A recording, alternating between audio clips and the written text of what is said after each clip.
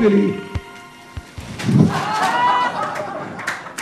In Hellendoorn presenteerde piratennestor Willy Oosterhuis de eerste uitgave van De Piraat. Een nieuw tijdschrift dat door de Nederlandse artiesten goed ontvangen werd. Uit handen van niemand minder dan Jannes ontving Marianne Weber het eerste exemplaar. Een tijdschrift waar de Nederlandse sterren trots op zijn. Een eigen blad, vandaag de presentatie van De Piraat.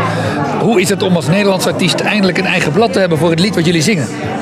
Ik denk voor ons allemaal dat het ontzettend...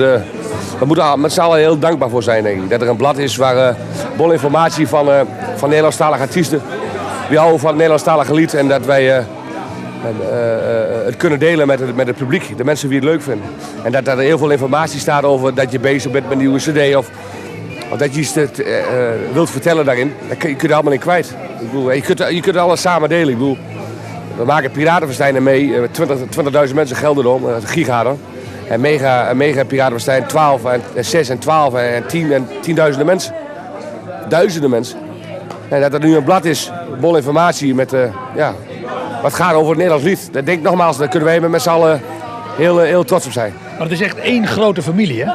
Ja, dat is heel belangrijk. Ik bedoel, nogmaals, het moet een lekkere sfeer zijn. Artiesten onderling, vind ik zelf altijd. Je moet alles samen kunnen delen. Dan kun je iets op de benen brengen wat echt het publiek, zoals de afgelopen jaren, gebeurt gewoon. Het is gewoon het mooiste wat er is, denk ik. Arne Jansen en Harm Wolters, het eerste exemplaar van De Piraat, jullie eigen blad. Hoe voelt dat, Arne?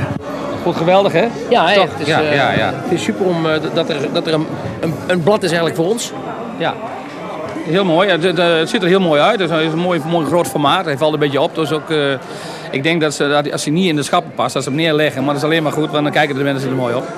En prachtige mooie foto's, mooie verhalen. Heel overzichtelijk allemaal. Harm Wolters, ook jij staat erin met de Piratendwerg. Dat heeft te maken met je lengte, denk ik.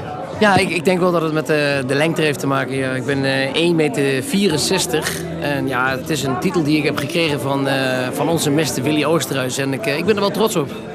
Zoals Jannes eigenlijk zegt, ik ben trots dat hij de Piratenkoning wordt genoemd. Zo ben ik eigenlijk ook wel trots op de naam van de Piratendwerg. Je hebt toch maar zo'n mooie titel. Nou heb je een groot aantal vaste fans. Hoe is het om vanuit het niets toch eigenlijk fans te krijgen? Ja, dat is eigenlijk wel een beetje vreemd.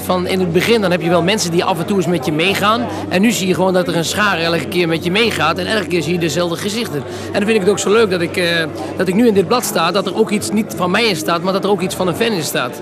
Verderop in het blad zie je ook nog een keer van nog een fan iets. Die heeft er zelf een fotootje ingestuurd.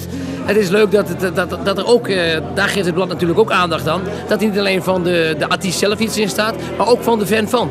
En dat geeft ook weer een kleur aan het blad. Nog geen €3, hè? 2,99, zeg maar €3. Is dat een geweldig mooi blad. Ik denk dat we allemaal abonnee moeten worden. Ja.